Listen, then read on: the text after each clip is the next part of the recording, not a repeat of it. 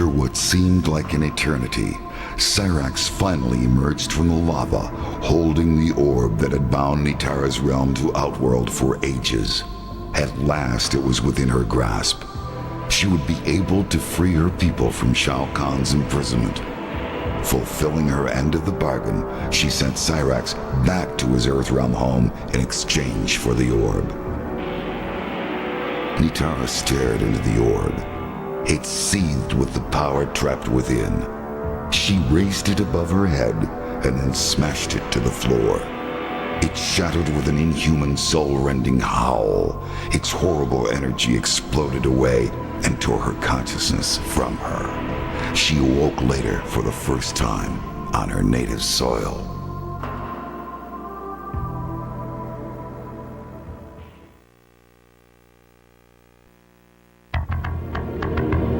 The enormous heat and pressure of the lava burned out Cyrax's sensors almost immediately.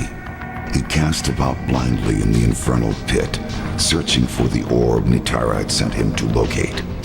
Cyrax found it resting upon a small submerged pedestal beneath the molten depths. As soon as he clambered to the surface, she demanded he hand over the orb. Nitara had promised to return Cyrax to Earthrealm once the orb had been retrieved. Taking her necklace in hand, she uttered a mystical incantation. A swirling portal opened around Cyrax had he only had time for a solemn bow before he was swept into the gateway.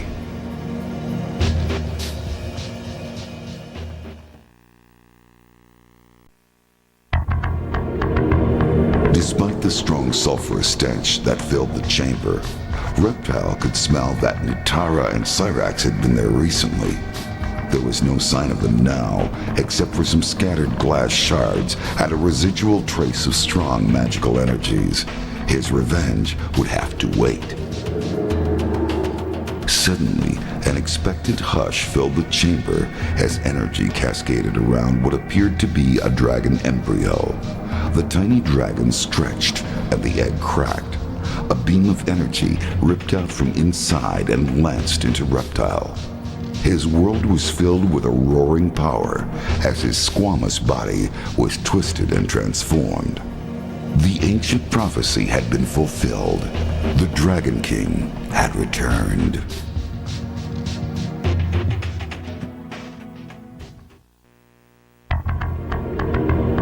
As they traveled back to the portal that would return them to Earthrealm, Sub-Zero revealed to Frost that she had been an integral part in the destruction of the Deadly Alliance, and that he was proud to have her as a member of the Lin Kuei clan.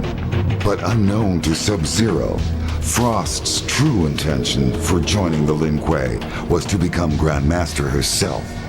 She used her Ice Blast to temporarily immobilize him and rip the Dragon Medallion from his chest.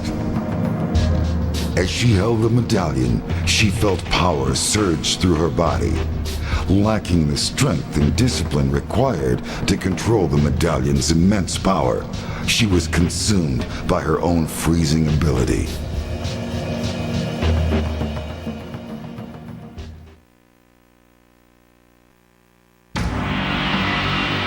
After defeating the Deadly Alliance, Sub-Zero returned to the new temple of the Lin Kuei with the severely injured ninja, Frost. A short time later, I visited the temple to commend him for his victory in Outworld and to express my gratitude for all his assistance. With Sub-Zero now the Grand Master of the Lin Kuei, Earthrealm will be well protected.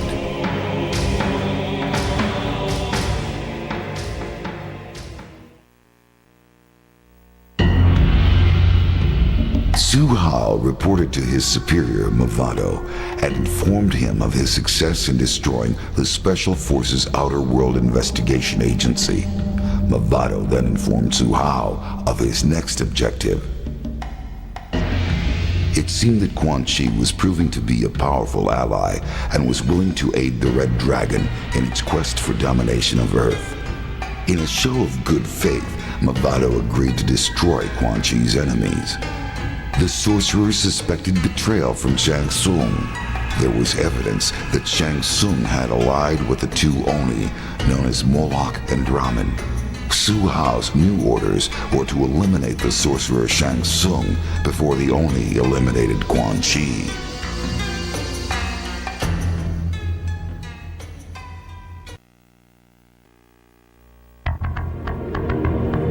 Jax had a score to settle with the traitor he knew as Hsu Hao. Now revealed to be a member of the Red Dragon, Hsu Hao had infiltrated the Special Forces Outer World Investigation Agency and destroyed it with a miniature nuclear weapon. Making good on his promise, Jax eventually caught up with Hsu Hao and ripped the implant from his chest in retribution. Hsu Hao died a most painful death.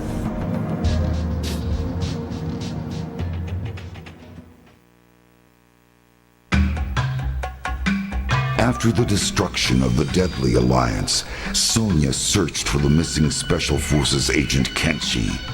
She finally discovered him badly beaten and near death, apparently from hook-like wounds in his ribcage.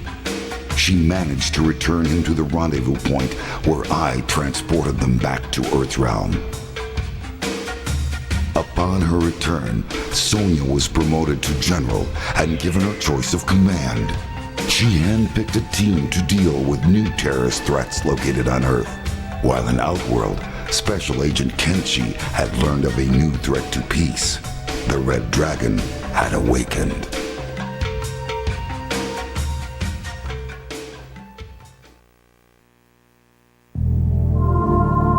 Kenshi had finally caught up with Shang Tsung in Outworld.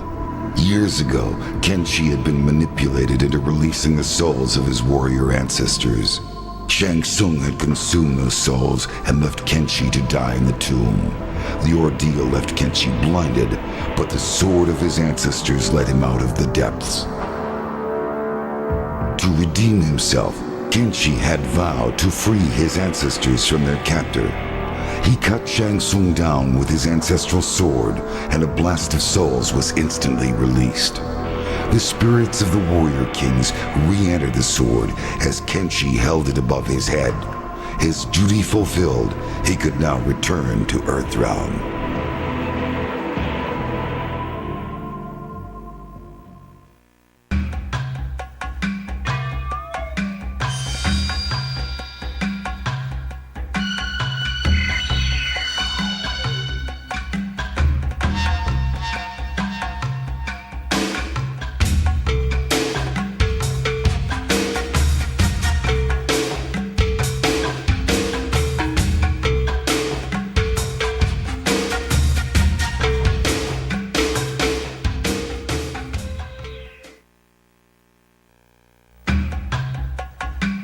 Upset by the way his adventures had been portrayed in the past, Johnny Cage found a loophole in his contract and left MCM Studios during the production of Mortal Kombat: The Death of Johnny Cage. He then used his own money to fund the production of his next movie, which is rumored to be the true story of his latest adventures in Outworld. Mortal Kombat Deadly Alliance broke all records in its first weekend in theaters and made Johnny Cage extremely wealthy. The movie told the true story of how Johnny Cage single-handedly saved the world from the threat of Quan Chi and Shang Tsung's Deadly Alliance.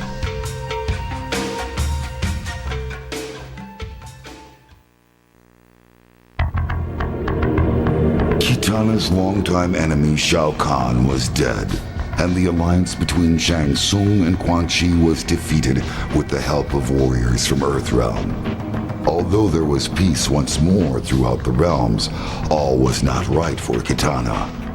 Saddened by the death of Goro, she attended a ceremony in the Kuotan Palace to honor her fallen friend and ally. Following Shokan tradition, Prince Goro's body was lowered into the molten rock contained within the throne room itself. As Kitana said goodbye to her wartime ally, she also held a moment of silence for Liu Kang, and secretly wished he had joined her in Edenia so many years ago.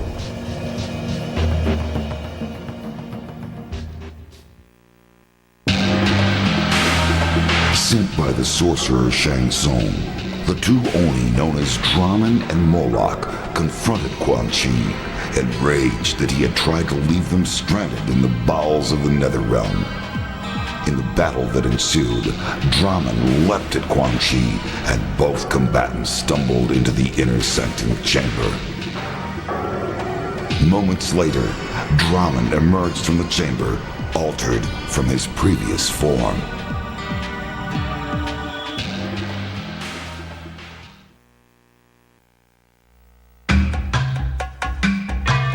Rai Cho looked gruff, but beamed inwardly.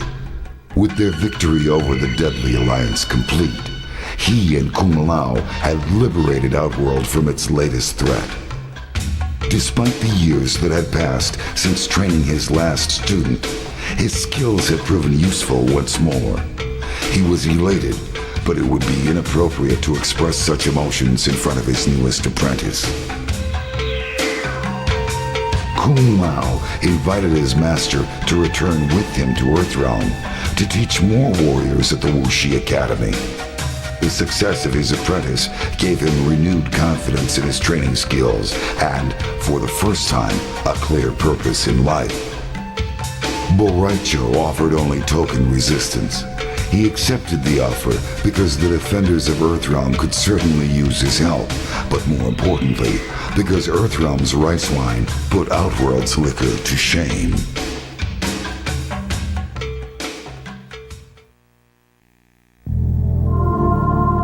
Li Mei had been promised that her people would be freed from enslavement if she could win the tournament held by the Deadly Alliance. Now that she had emerged victorious, the true purpose behind the tournament was finally revealed to her. Her soul would be the last one Shang Tsung needed to completely revive the Dragon King's lost army. Her people would never be freed, and Li Mei herself would remain trapped inside the mummified remains of a dead soldier, cursed to serve the Deadly Alliance forever.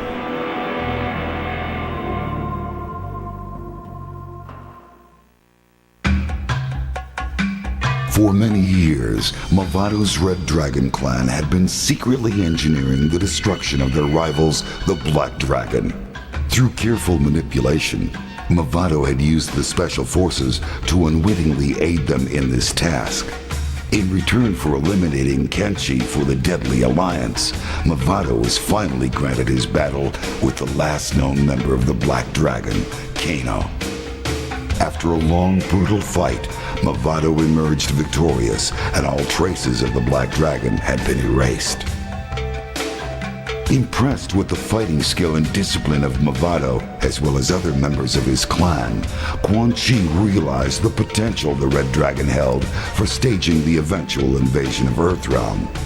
In return for their continued assistance, he offered crucial information about a new threat to Mavado's Red Dragon clan, the Lin Kuei.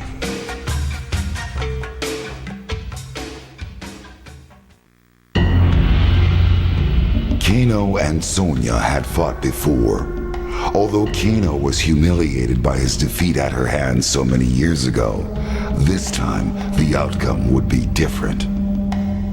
Kano had stolen Quan Chi's amulet at the request of Shang Tsung. With the amulet in his possession, Kano came to the realization that he was now in total control of the revived undefeatable army. Rather than hand the amulet and the army over to Shang Tsung, Kano kept them for himself and used the army to ambush Sonya, ending their long rivalry once and for all.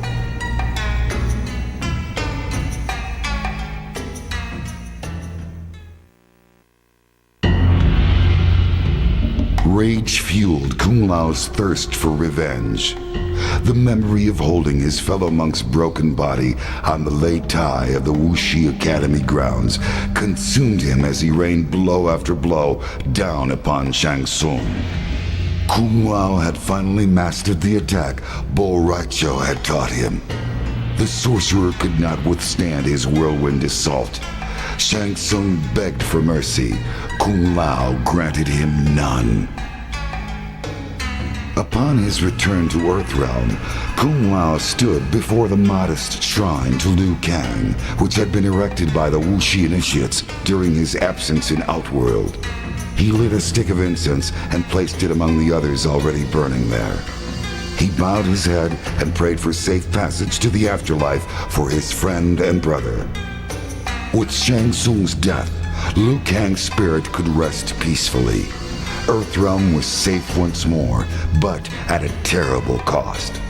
The work of the White Lotus Society had become more important than ever.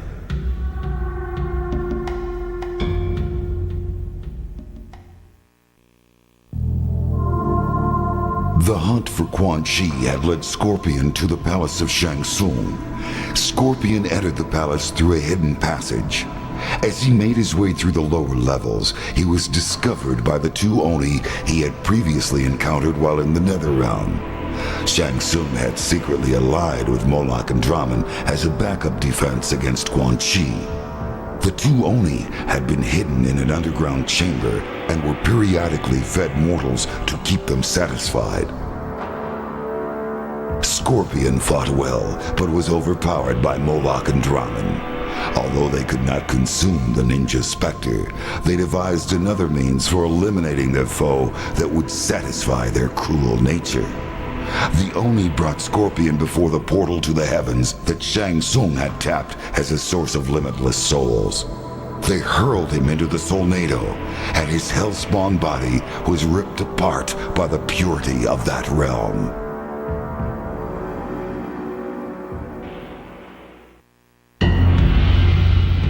The Deadly Alliance was successful in reviving the mummified remains of the Dragon King's undefeatable army.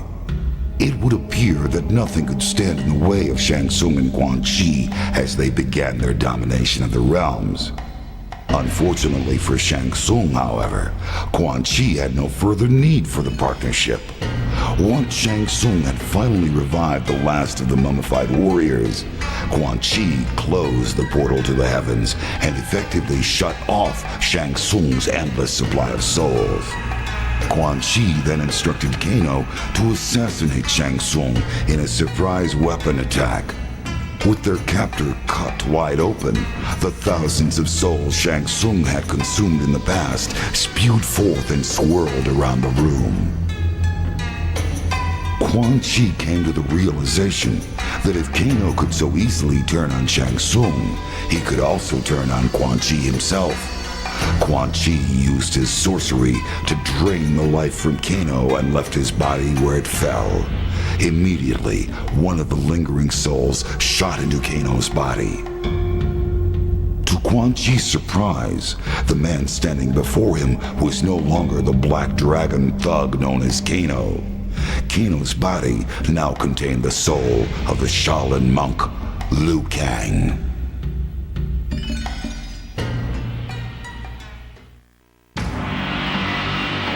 The Deadly Alliance was successful in reviving the mummified remains of the Dragon King's undefeatable army.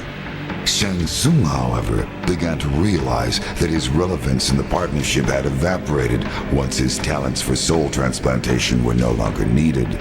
The balance of power within the Deadly Alliance had seemingly been undone. Fearing betrayal, he secretly instructed Kano to steal Quan Chi's amulet in an attempt to gain control of the army. Since part of the soul transfer spell included the command to obey he who possesses the amulet, the army would obey only Shang Tsung and not Quan Chi once the amulet was in his possession. Amulet in hand, Shang Tsung revealed his betrayal to Quan Chi and commanded the army to destroy the sorcerer. Shang Tsung would succeed where others had failed. He would conquer the realms. He would conquer Earth.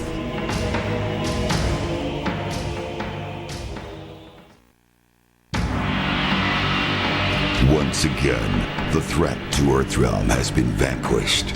The Deadly Alliance is no more. What dangers lie in the future I can no longer foresee. Perhaps the Dragon King will in fact return.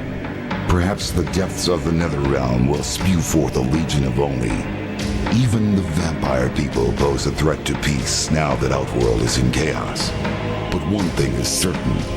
Earthrealm must be protected. I have abandoned my status as Elder God to aid these mortals and act defiant of the heavens. I will instead remain here on Earth as God of Thunder.